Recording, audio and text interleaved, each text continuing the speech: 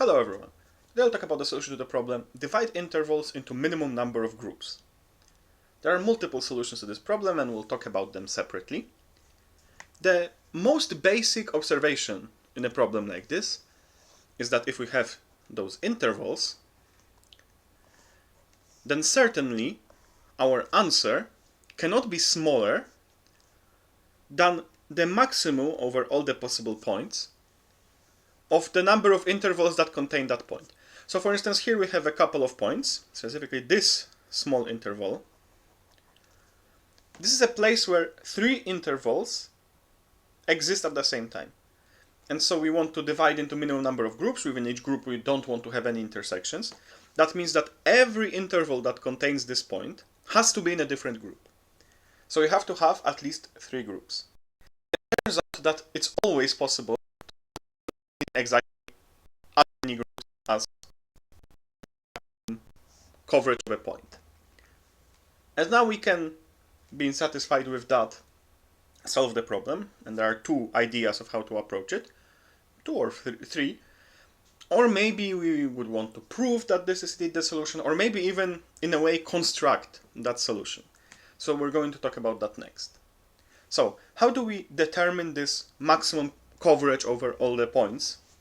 Well, one way of doing that without sorting our intervals is to simply use a data structure that allows us to add values to a range, add 1 to a range, which represents that for every point within an interval we have 1 more interval covering that point, and then allows us to get the maximum over the whole array. But the nice thing is that the maximum over all array will be calculated only once and at the end, which means that this data structure can be a simple array, sometimes called a difference array. And the idea is very simple. We start with all zeros, and then when we have an interval, we put a 1 at the beginning of that interval and a -1 after that interval ends. So here another interval starts, so here we put -1, here an interval starts, here are zeros, here an interval starts, zeros, here an interval ends, -1.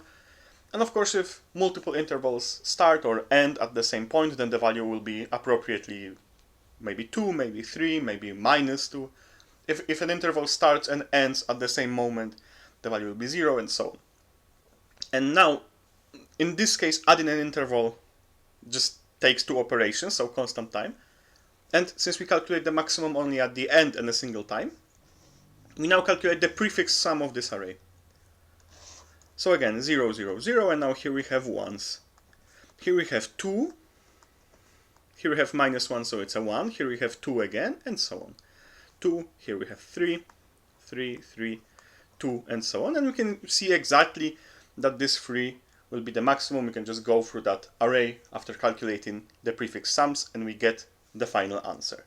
So this is a solution that, of course, requires us to be able to perform those operations, and in particular we don't want the coordinates to be too big, so we either have to compress coordinates or use some dynamic way of representing the data structure, but it doesn't require us to sort intervals.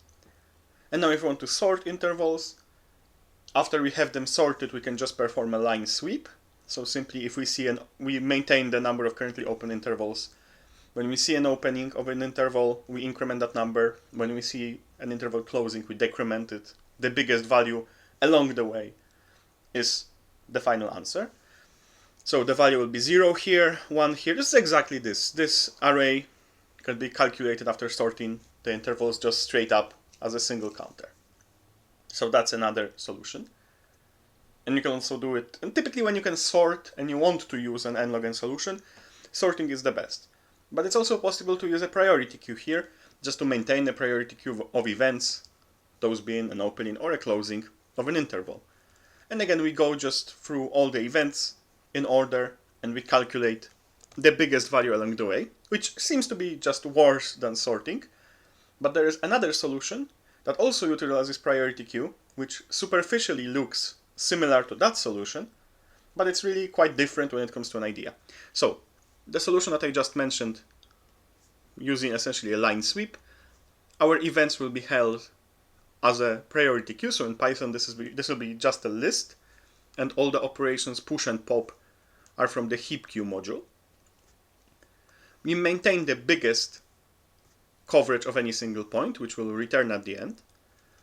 And after every update, we maximize it with the current length. So that means how many intervals still exist. And now if we have a new interval, then that means that this interval starts. So all the intervals that we have that end before it starts should be removed. So we just pop them. And we push the end time of that interval to our priority queue. And now this solution looks pretty similar to the second one. The second one will still have a priority queue and will only return the length of that priority queue after the whole algorithm ends. So that is the first difference. And the second difference is that we don't have a while here, but we have an if here. So the only thing that we can do, we can add a new event every time we see a new interval, and maybe remove a single interval from our heap. So if we don't remove it, then for the whole rest of the algorithm, we will have one more interval on the heap.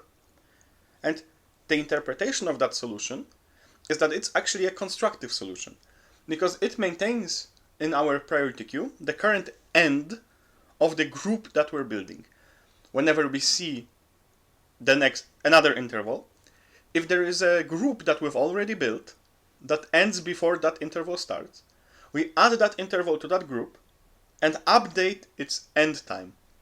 So in other ways, we have in another sense we have this list of open groups and their ends, and now we know that after getting that interval, we have to put it in some group. So we'll have a group that ends at position R. But if we had a group that ended, so that's the events of 0 is the smallest end of any group, that ended before our current interval starts, then we don't have to create a new group to end at R. We can instead make that old group ending at event 0 end at R. So we can remove that group ending at event 0. So this maintains those groups and greedily puts intervals to a group if it's still possible to do so. So those look similar, but they have a completely different approach.